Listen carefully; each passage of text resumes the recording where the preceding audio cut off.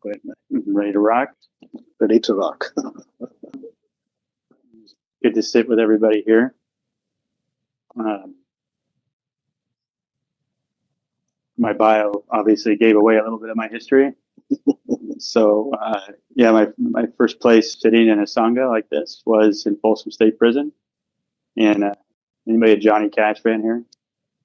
You know that album, Folsom Prison Blues? There's that song on there written by the prisoner, Glenn Shirley, named Greystone Chapel. That's where my first Sangha was. And it's cool to be here because the first Sangha I sat in when I came home from prison was in this room on Thursday nights in 2012. It was called something else back then, but that was right here.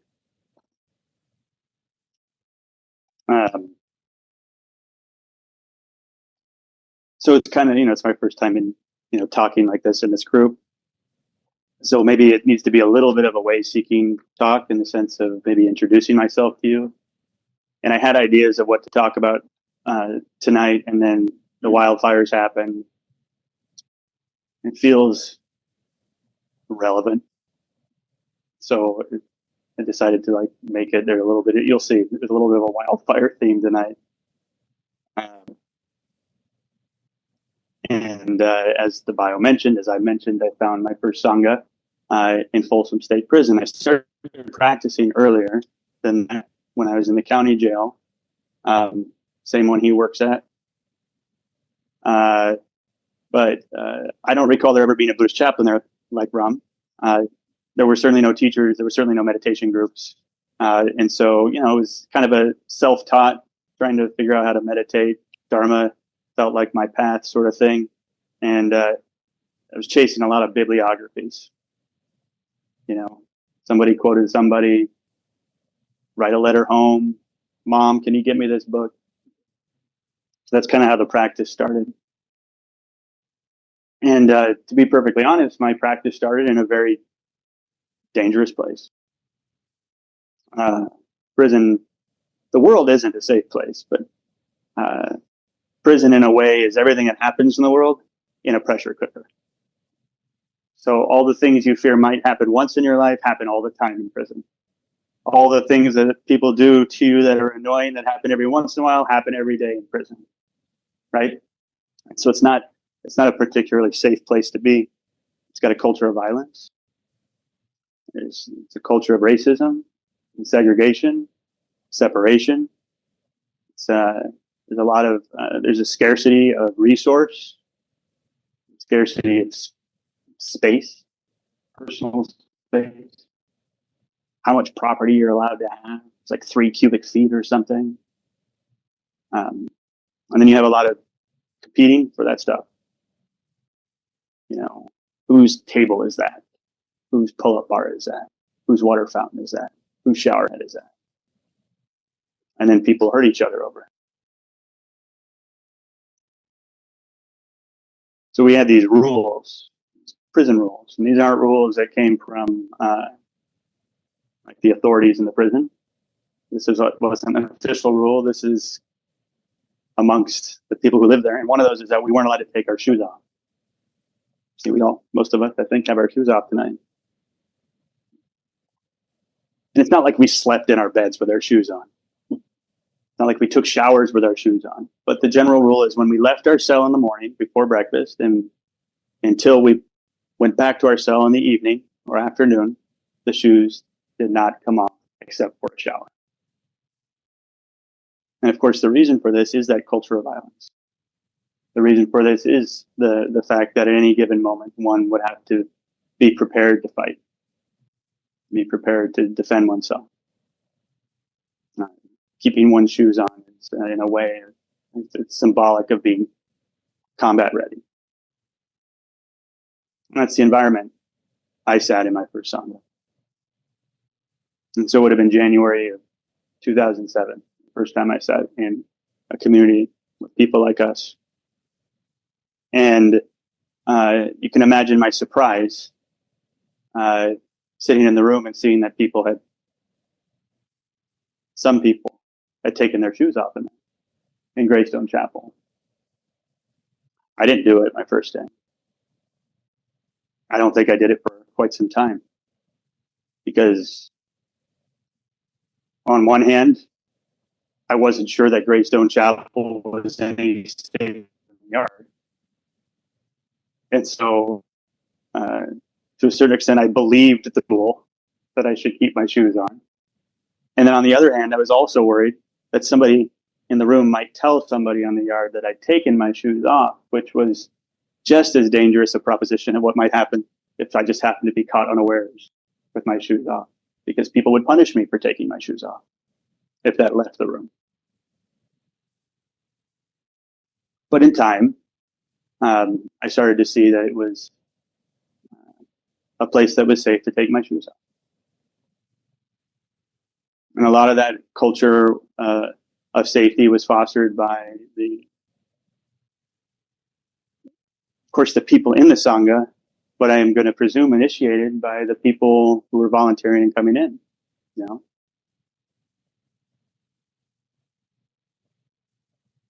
know, I went to prison with preconceived notions about who was safe and who I could trust.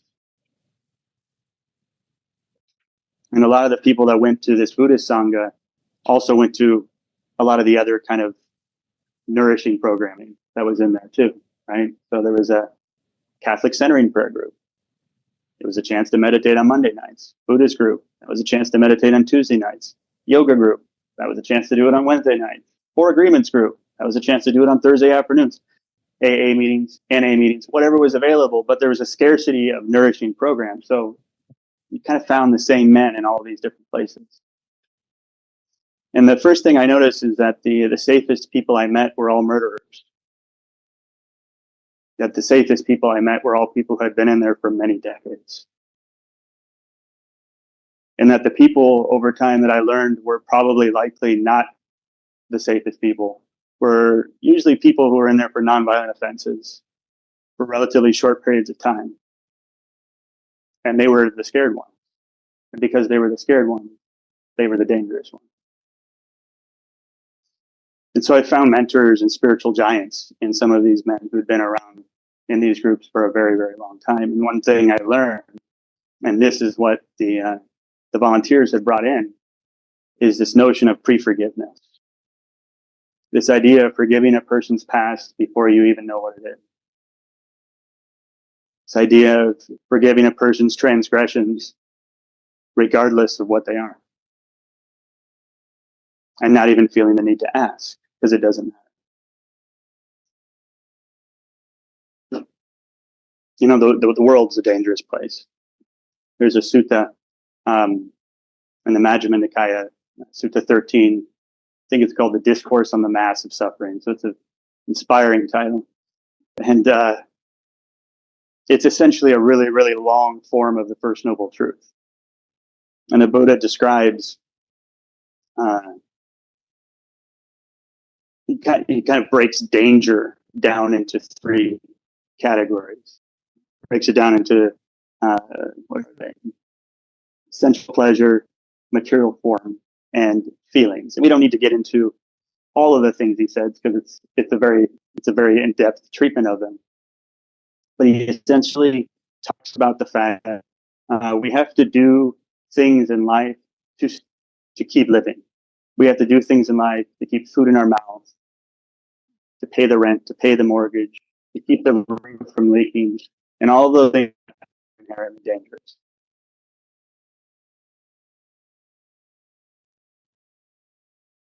And then we have to protect those things. So we have to get flood insurance, fire insurance, car insurance, ring doorbells, whatever it is. Those cost money. So then we have to do more of the dangerous things in order to protect the things that we're doing dangerous things to get in the first place. And he follows this all the way to its logical conclusion, which is that eventually people fight over it and kill each other over it. And then he talks about, despite all the dangerous things you have to do, and despite getting the things to keep the roof over your head and getting the things to keep food in your mouth, you're still going to get sick, you're still going to get old, you're still going to die, and all the things that you care for, you're also going to lose them.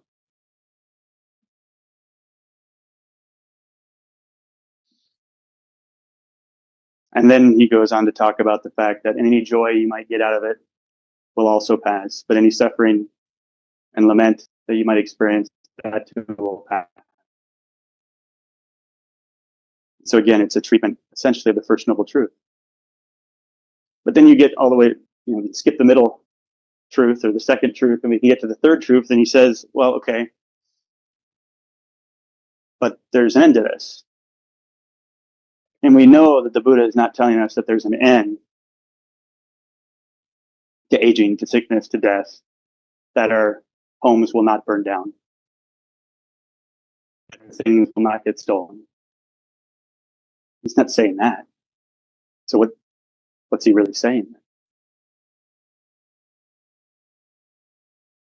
And this is kind of the paradox of practice. The paradox of the teaching is that the suffering that we are seeking to find an end to, the safety from the suffering, exists in the middle of it. The refuge from the suffering exists amidst the danger, despite the danger, with the danger, with the willingness to get burned by the danger. And last week we talked here a little bit about the, what was it called? The elephant in the room? The elephant in the Dharma hall? I think that's what the talk was last week. And, critique of the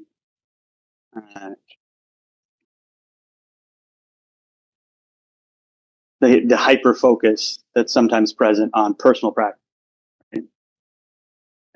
When personal practice comes at the expense of community, Sangha, right?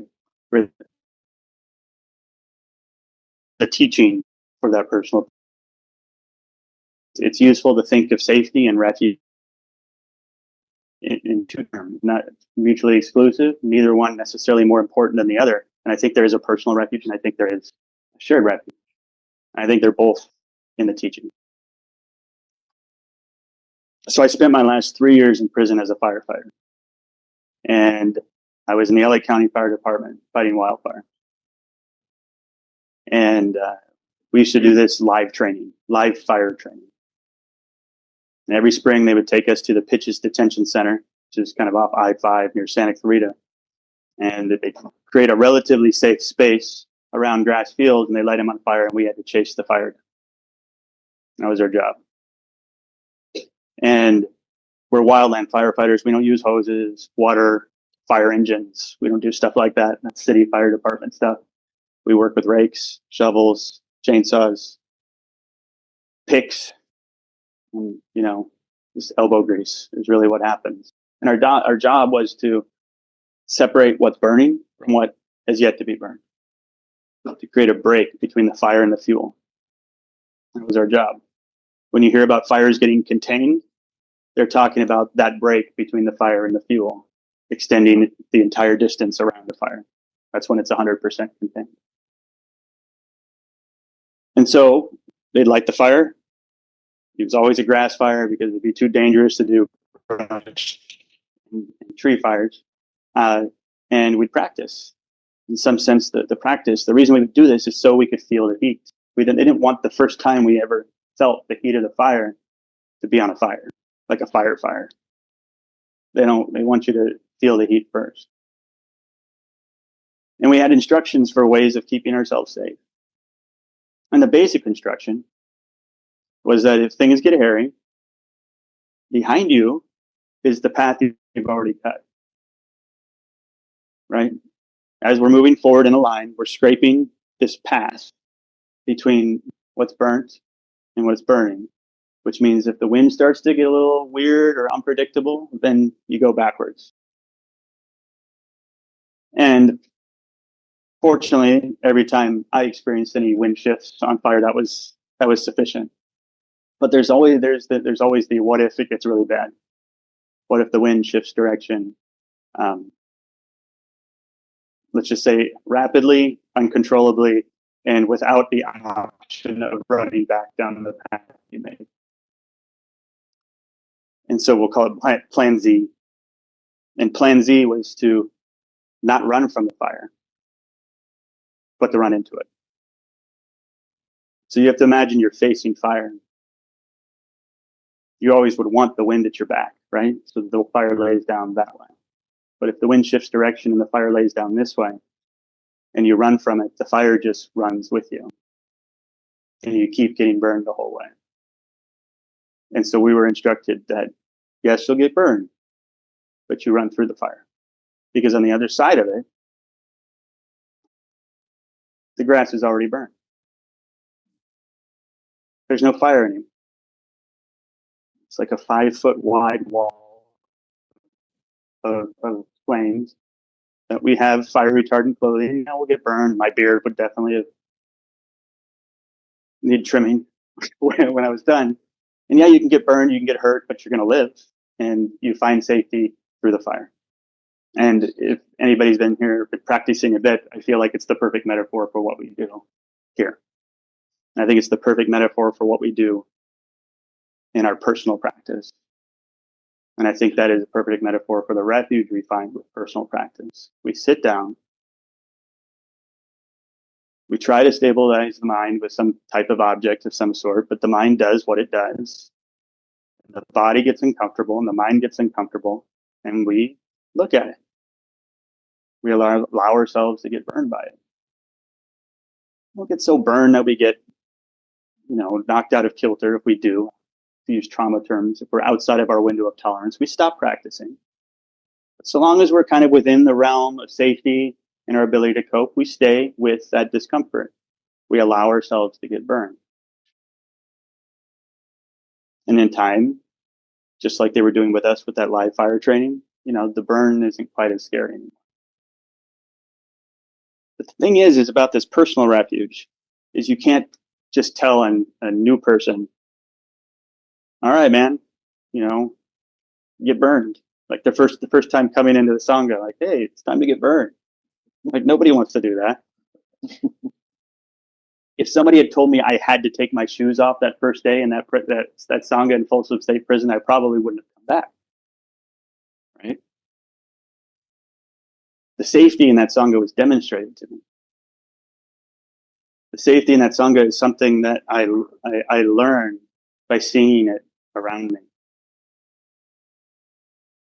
And so I learned to take personal refuge only because people made the safe space enough for me to do it. I could not find safety in danger until I had it demonstrated to me that safety in danger was possible.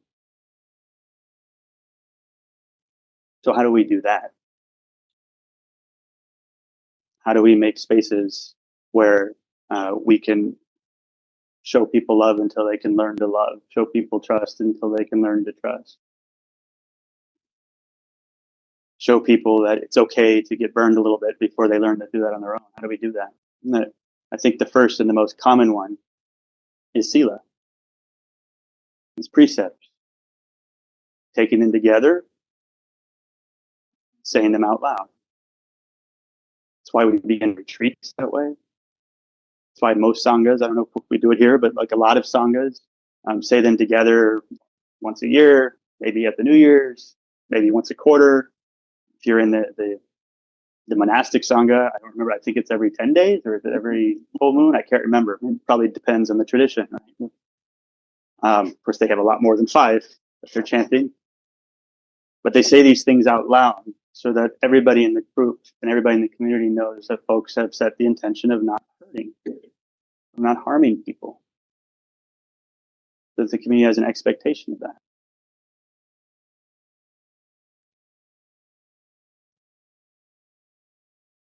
And then there's this notion of unconditional love, which I started to allude to with the notion of pre-forgiveness.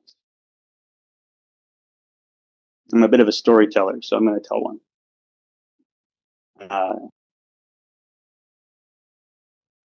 So growing up, my dad was, he was the disciplinarian, and I feared him, not because he was physically abusive, but because he was stern The dude was serious, and I think I feared him more as I moved into my pre-tween or tween and preteen and teenage years. Uh, on one hand, because he had a crumbling marriage with my mother and became increasingly more distant and angry, and me because I was actually doing a lot of things that warranted punishment. And so, like those two things together, like it was a nasty combination for like getting along with dad. And I was arrested for my first prison term at 18, right? And so things were obviously that was a gradual path for me. It didn't happen like one day. I just decided to start committing crimes. I was a dope fiend and I was a thief. What landed me in prison. And so that happened over like the process of like 5 or 6 years, starting when I was about 12 years old. And my father had left the house. He had moved out, sometime, I think I was 17 years old or so. So this is about a year and a half later, barely an adult. And when the sheriff's department came to the house and arrested me, they'd handcuffed me to the ladder that went up to the attic. They had opened the attic door to search for stuff. So then they handcuffed me to it. And my dad came in the front door at the end of the hall. And it's like I wasn't scared when I was getting arrested. But then I saw my dad. There was so much shame there. And there was so much fear. And I swear I could feel his eyes, 75 feet away. I swear I could feel his eyes burning holes. And I whispered to the cop, I said, "You take me to jail, please just take me out the back door. I can't walk by my dad." And they did that. They walked me out the back door through the side gate, so I didn't have to see my dad when I was arrested. And he came to visit me in the county jail, and I think he had started to have a little bit of soul searching over the whole thing, some recognition of where he could have done better, and there was just this emotional shift in him that I think began around the time that I was arrested and that developed over the course of a number of years. He visited me every month. I ended up getting sentenced to 5 years, 8 months in prison. I served a couple. And he visited me a month, and he and I developed a pretty intimate, strong, beautiful relationship. And I think some of it was because his dad died so young that he never got to know him as an adult. And so he saw this as an opportunity to have a relationship, like a father-son adult relationship. And he used to say, "I wish I could sit with my father. I wish I had been able to sit with my father 8 hours a day straight, once a month for 2 years." And that's kind of how it was. So by the time I paroled when I was 21 years old, I was, he was, if you like to say he was my best friend, but he was certainly one of my best friends. Um, and I did pretty well. And a couple of years later, my closest childhood friend committed suicide, and I relapsed on drugs and started stealing again. And everything kind of followed the same trajectory it had towards the end of high school. Once I'd relapsed, my dad sensed it. He'd call me. I wouldn't pick up. He'd call me, leave voicemails. I wouldn't pick up because I had stuff to be shameful about again. And then I got arrested in April 2005, and it was my third strike. So I was facing the rest of my life in prison. And my dad came to visit me. And I couldn't talk to him. I couldn't talk to my family. I couldn't talk to my friends. All of them could be potential witnesses. And when I went to trial, and some part of me wanted to let all that out somewhere to someone. And of course, there was a part of me that didn't, because I was so ashamed of it. I didn't want him to know that I'd done this stuff again. And I remember him sitting across from me in the visiting room at Elmwood. Pointing at Rom because he works there. At Elmwood. And I said, "Dad, I want to tell you something." And he said, "What is it, Matt?" And I looked in his eyes and there were tears. It was the first time I ever saw my father cry.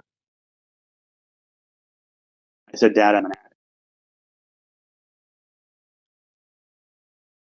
And you know what he said? He said, "There is nothing I can tell you right now that you are not already telling yourself. What can I do to help you? How can I be here for you?"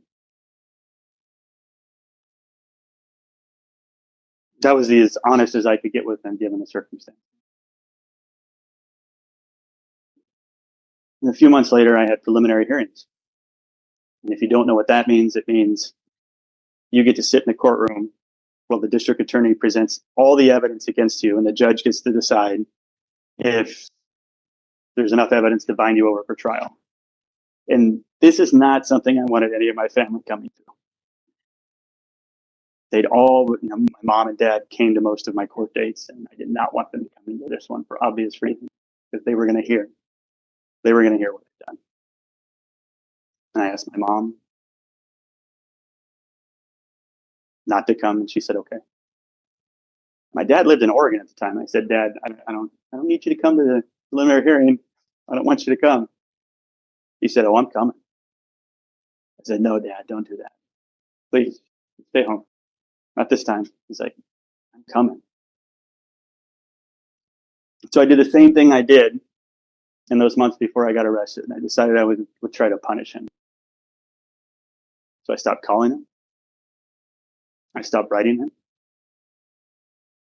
So maybe if I, punish him, he'll learn and he won't come to this preliminary. So a couple of months went by. Go to my preliminary hearing. I've got chains around my waist. And they walk me in the side of that courtroom. And there's my dad sitting in the front row. I would not look at him.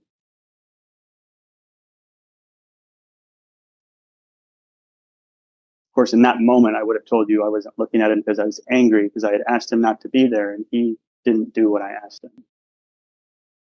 But I think we know why I didn't want to look at him. And so for 2 days, I sat there in that courtroom while they presented one piece of evidence after another against me. And I thought I could feel his eyes burning holes in me again, that I could feel him in the back of my head. That was my shame. So they bound me over for trial, obviously. I was guilty. I was a parent. And they walked me out of the courtroom. They kind of lifted me up. They walked me out. I did not look at him. And as I went through the side doors of the courtroom, my father yelled out, "Matt, I love you. I love you." And it broke my heart.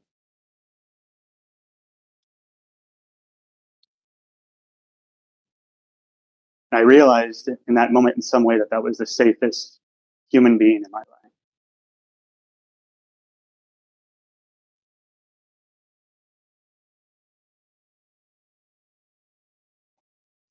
So when I sat in these sanghas in prison, I recognized something in the volunteers there.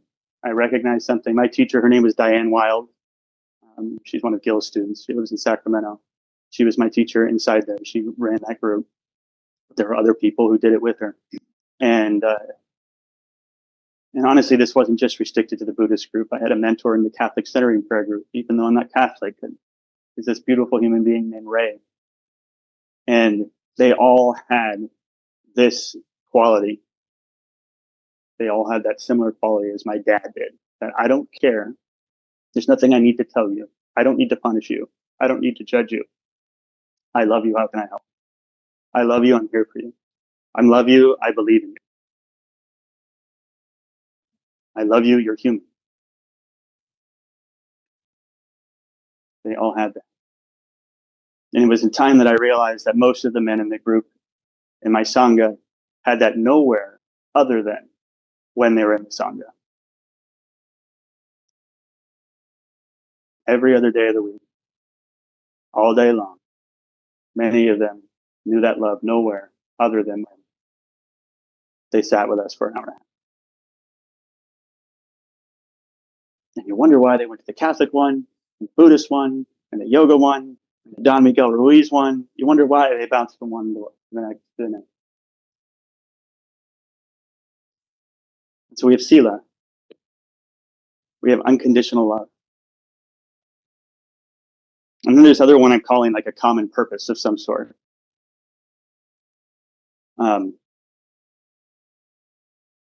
4 years ago, we remember 2020. We all remember 2020.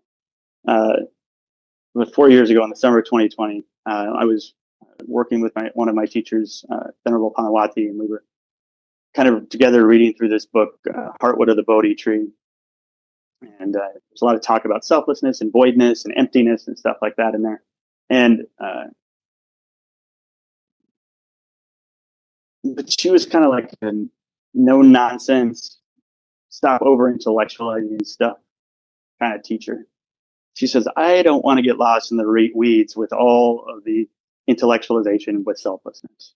She's like, I just want you to pay attention to those times in your life when you're not thinking of yourself, when you aren't like the center of the universe, and see what that's like. And then look at the times when you are thinking of yourself, when you are at the center of everything. What's that like? And you'll start to taste selflessness a little bit more. Well, 3 or 4 weeks after we had this conversation, we had the CZU fire in the Santa Cruz Mountains. We had the fire up in Sonoma. We had the fire in East San Jose. And you may recall that there were limited resources that summer, in part because half of all of the prisoner fire camps were closed because of COVID. And a friend of mine's house burned down in Bonnie Doon, and then CAL FIRE abandoned Bonnie Doon in order to protect Santa Cruz because they had limited resources. So I got on Twitter and I tried to find other people who'd been to prison who fought fires and to see if they wanted to go fight some fire. I didn't find anybody, but I found someone who wanted me to come join them.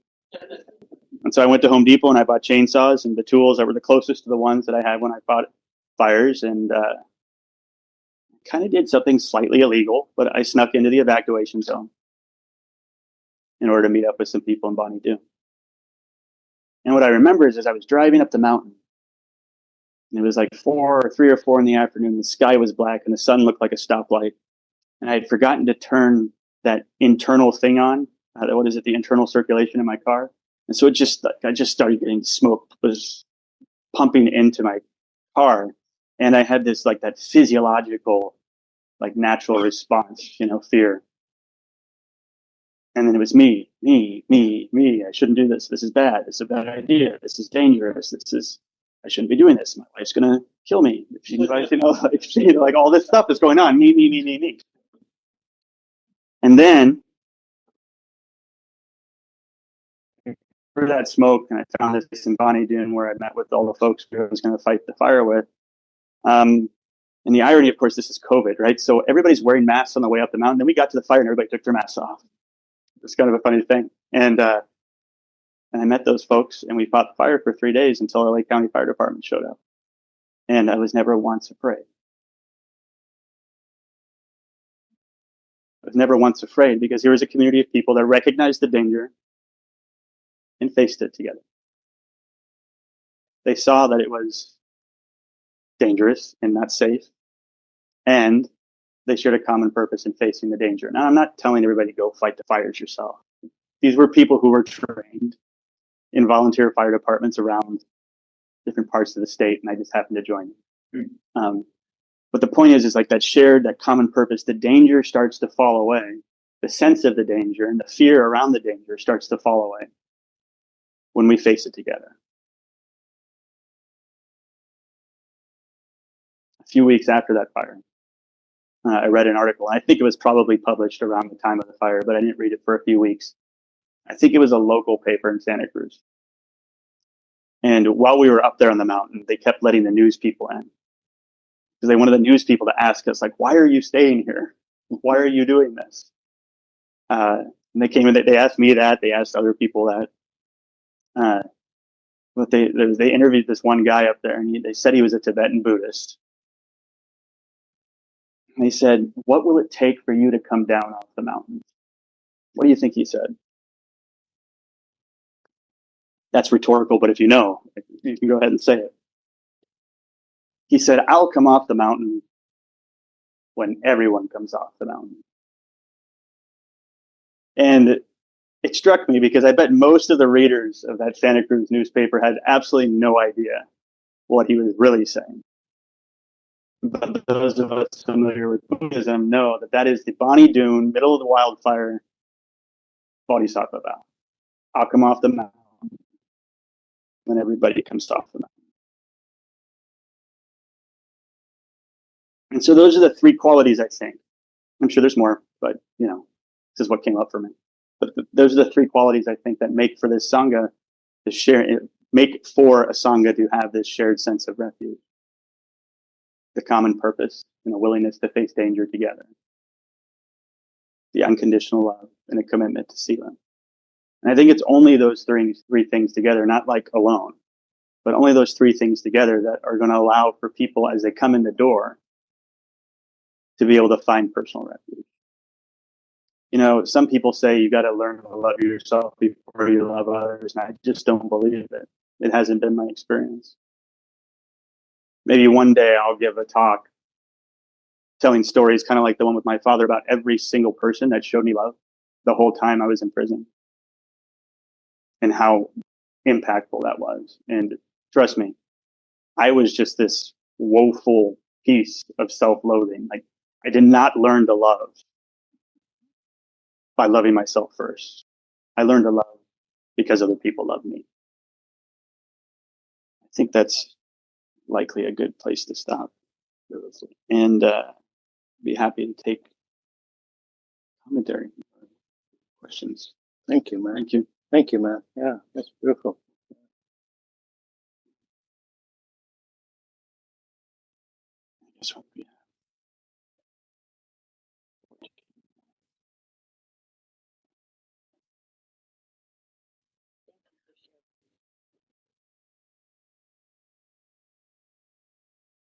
Anyone on Zoom? Comments, questions?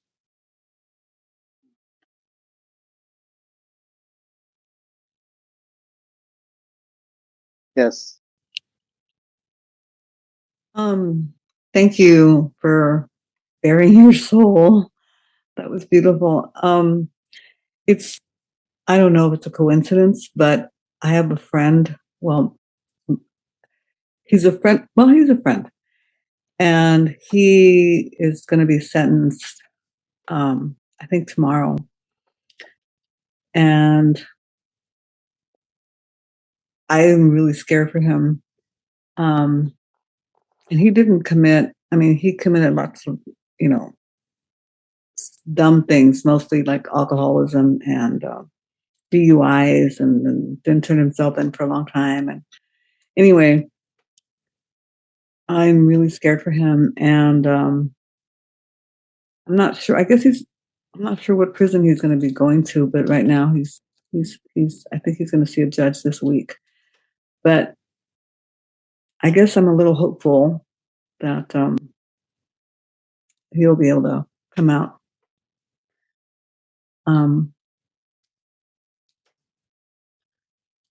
But yeah, thank you. That's all.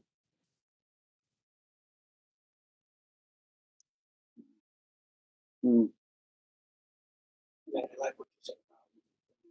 We do give the mics for now. Oh.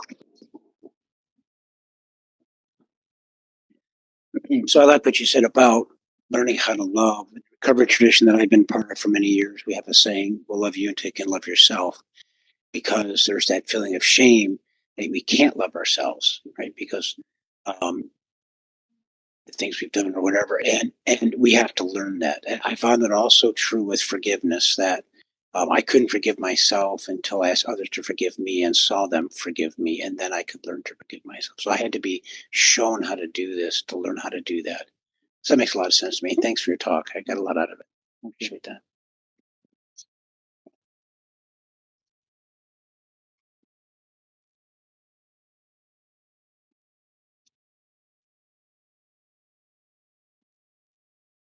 So Wonderful share, Matt. Thank you. So I'm curious what when you went to a Buddhist Sangha and you went to a Catholic meditation prayer or Christian meditation prayer and yoga, what was there something about, and here you are in a Sangha and a Buddhist, was there what drove, what brought you into the Buddhist tradition versus the others? Or is there, maybe is it a mashup? I don't know. No, it's not a mashup. So I had been exposed to Buddhism in a college class at De Anza a couple of years after I came home from prison the first time. And I remember taking it was a survey class. It was 3/4 long, and it surveyed kind of like all the Eastern faiths, what they called it back then, right? And I've always just been curious. And we got to the part on Buddhism, and it kind of went over the different schools and whatnot. And this wasn't a Dharma teacher; it was clearly an academic setting. But there was a discussion of the Four Noble Truths. There was a discussion of the Eightfold Path. There was a discussion of non-self, of suffering, of impermanence, and I just something resonated about it. Right? Like, there's something that felt familiar about it. There's something that felt like, like I've actually known those to be true my whole life. I just didn't really put words to it or really know how to express it, and then somebody just expressed it. Right? It's almost like it just felt so true. Of course, some traditions would say, well, you must have been a Buddhist in a past life. It's possible, totally possible. I also like to think it actually just means that maybe the Dharma is true. That's possible too. At the same time, around that period of time, I decided I wasn't suffering enough to do anything about it. So I kind of just filed it away. I put it in the file cabinet. I'm like, all right, when it hits the proverbial fan, this is the file drawer I need to open. And so that's essentially what happened for me in the county jail. Was I'm like, okay, there's two things. There's actually, I had two drawers up there. One was like, okay, it's time to try recovery, right? And then the other drawer I opened was, okay, there's that Dharma in there. That's what I need to turn towards. But then in terms of like when I was in prison, it was exactly kind of like as I was speaking of, is there was this sense that all the people in all of those places were all the same Sangha. Like the Catholic centering prayer group wasn't composed of like Catholics. It was other lifers or people like me who were engaged with what I've come to term the prison spiritual tradition. And it's essentially, I guess I can describe it here. If you think about someone who's been in prison for decades and they have to go to a parole board at some point, they're going to do every nourishing, positive program that's available to them over the course of decades. Right? And so if there's a Buddhist and there's a meditation group, they do it. If there's an anger management group, if there's AA, if there's NA, if whatever it is, they do all of it. They do all of it. And so they become these like kind of eclectic spiritual masters with like a really wide toolbox. And those were the type of people you found in there. And so like I'd say, like, as strange as it sounds, most of the folks in the Buddhist group probably weren't Buddhists. And most of them probably also went to church on the weekend. And most of the folks in the Catholic Centering Prayer group probably weren't Catholics. Some of them went to church on the weekends. I was one of the few that I did not go to church. I had a friend, someone I was sponsoring in the 12 steps at the time. And he brought me to church one weekend. Says, you should come to church with me. And I did, because, I knew it would make him feel good, but I didn't need to go back to that. It was fine. But most of the folks did almost everything available. But for me, it was still about the Dharma. Thank you. Long-winded response. Yeah. Awesome. Thanks for that story. You're a very good storyteller for sure. It's good. It's good to hear that. Of course, I've heard you speak once or twice, I think, over the past 5 years, something like every week. Like we're in the same recovery group that meets on Sundays. Yeah, and that was interesting. I'd never heard you mention before that where you found Buddhism in junior college, and I had forgotten where I found Buddhism until you just mentioned it. I found it in a junior college class. I don't even know what it was. It was like a philosophy class or something. It's like the same kind of thing. We touch on a bunch of different stuff. I don't think it's about religion necessarily, but it's about philosophy. And I don't remember the class. I don't remember it very much from junior college, but I just remember this one thing where they talked about impermanence and this idea that everything's always changing all the time. And it got into like even our bodies or atoms are constantly shifting and all this kind of thing. And I remember being like very fascinated by that idea. And but I had forgotten it was about Buddhism. Like I just remember the concept itself. And then like when I started to feel a lot of anxiety at one point in my life, I took the month-based stress reduction class, and it kind of started to click. And then when I decided to get into recovery, there's like this Buddhist-based class, and I'm like, this Buddhist-based program. I'm like, oh, that's what I'm doing right now because I'm an atheist and I like this other stuff. And I started talking about impermanence, and it all kind of clicked for me too. And that's interesting. I just I don't know if I have a lot of questions or anything. I just thought that was kind of cool. I've known you for we've opened up in our recovery groups a lot for over the past 7 years actually, and I never knew we had that in common. So I just wanted to call that out. That's cool. Thanks. Right on. Right on.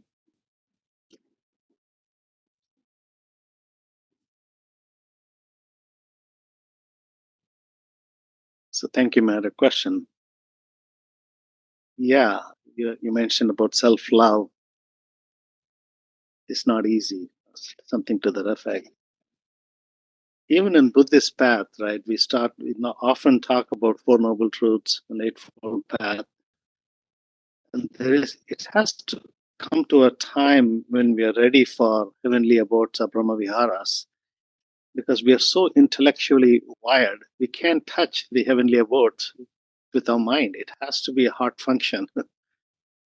Do you think there's a correlation on why self-love becomes so challenging because we can't touch it intellectually? And I personally felt when I was first learning about loving kindness and may I be happiness, that sounded pretty corny.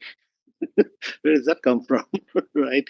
And it took a while for me to develop that empathetic heart compared to the conventional wisdom, or we're always intellectualizing everything and using the mind as the only tool to respond to life situations. And gradually, Buddha gave a path of cultivating the heart. And if that insight came in, would it have been easier for cultivating self-love?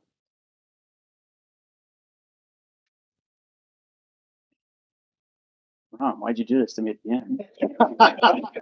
What's up with that, man? All right, we end on that note. It's like 8:58. Why don't you go home? Right? Well, you see, because you want me to like wax philosophical is really what you're asking me to do. But wasn't there like a mind-body conference or mind life? I forget what it was called. It was back with the Dalai Lama was meeting with what was it? Richie Davison, Paul Ekman back in the day when they were talking about emotional intelligence and stuff like that. And this concept of self-loathing came up. They were trying to translate it into Tibetan or Buddhist terms. Is this correct? And the Dalai Lama is like, what are you even talking about? Like, yeah, like when you hate yourself. Like they're trying to explain it, and he's like, why would somebody do that? We're like, I think that happened. Something along those lines. Man, it's been years since I read that book that was talking about it. But maybe I think it's pointing at something. Is that if it's almost like maybe it's because it's such an individualized, pull yourself up by your bootstraps sort of culture that we're accustomed to. Yeah. That makes it, to a certain extent, makes exposure to, like the last three things I mentioned, the three things about shared refuge. We're so individualized that we don't expose ourselves to that unconditional love. We don't give it. We don't actually express like group ethics or morality. We don't tend to have a common purpose. Like I don't actually really know my neighbor's name. Mm-hmm. Even though he bangs on the wall every once in a while and is like annoying in the middle of the night. But like it's like that's how close he is. Like our heads are like less than 24 inches apart when we're sleeping. He's moved in relatively recently and keeps to himself, but I don't really know his name. And it makes me wonder if we do learn to love in this way by having it demonstrated, if we do learn to love by having it shown to us, and we don't actually embed ourselves in spaces where we ever get to have it shown, like then how could we possibly do it for ourselves? Beautiful. How could we? And that's my 2-minute version. Thank you of an answer for that one. Steve, you have a question?